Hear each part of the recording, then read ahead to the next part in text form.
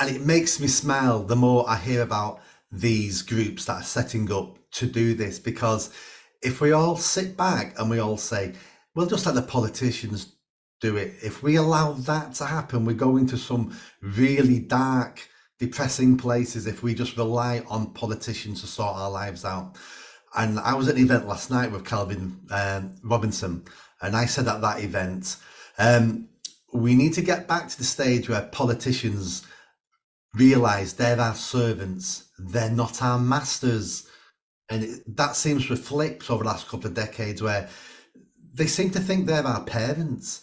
We're going to look after you. We're going to treat you like children. You can't do this. You can't do that. We've got your best interests at heart. And we need to start looking back at politicians going, excuse me, I'm an adult. I'm an Englishman. I'm an Englishwoman. Don't tell me what I can and can't do, unless it's against the law. You know, we all should follow the law. But stop treating us like children, because we're your boss at the end of the day, and start doing what we ask you to do instead of doing what you think you want us to do.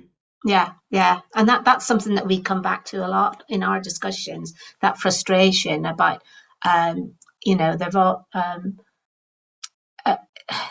election time, lots of things are said, but then they don't happen, and it's like we don't have any way of having any real impact on that.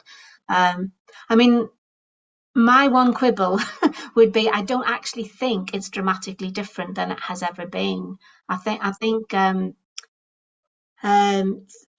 before most people even had the vote, those people elected tended to see themselves as, oh right, I've been elected. Now it's up to me to decide.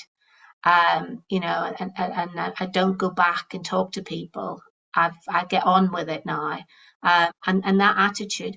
And then maybe we're partly to blame, because sometimes it feels useful to be able to say, oh yeah, you get on with that. You do the thinking on that, and let us get on with our lives. And so what we need to do is ourselves take responsibility, and not expect other people to sort things out completely themselves. Obviously, we can't individually do it, but we need to take on the responsibility of making sure that what's important is talked about and discussed, and eventually that does feed through. One of the things, sorry, I'm jabbering now, but I've been quite intrigued that recently the phrase energy security and energy independence, those two phrases, are starting to be used by Grant Shapps, isn't that his name, and other politicians. I don't think for one minute they maybe mean genuinely what we we would like that. Well, we people who've been talking about it, and people who are concerned about being held hostage potentially as a country too easily, so I went jabbering on there and now I've lost track. But I think that's interesting that phrases that other people, I mean, the Reform Party are using that phrase, I think, and but it's not so. So that's a way I think that things do have an impact. Yeah, I think as a nation, I seem to think we forget sometimes that the power we have because we're voters. Now, politicians don't care about us individually, because your vote is insignificant for any politician. One person's vote means nothing. But when we can come together, and when politicians are always trying to curry favour with the electorate, because that's how they get elected, they know if more people dislike them than like them, then they're out of a job.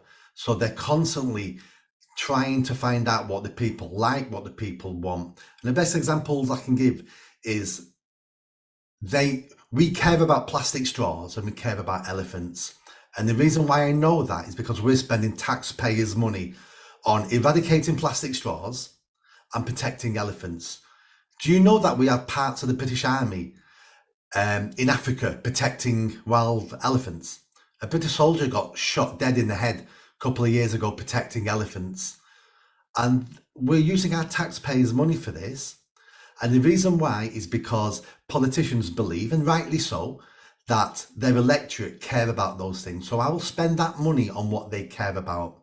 And what they don't care about, I won't spend money on. That's why we have people sleeping rough on the streets in the UK because the general public really don't care.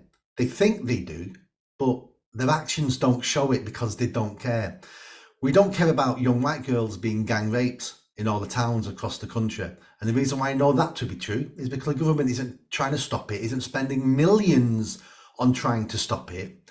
So if we can get together and we can show politicians these are the things we care about, and if you don't do these things, we're not going to vote for you. Believe me, they will do as they're told because all they want is to be elected again.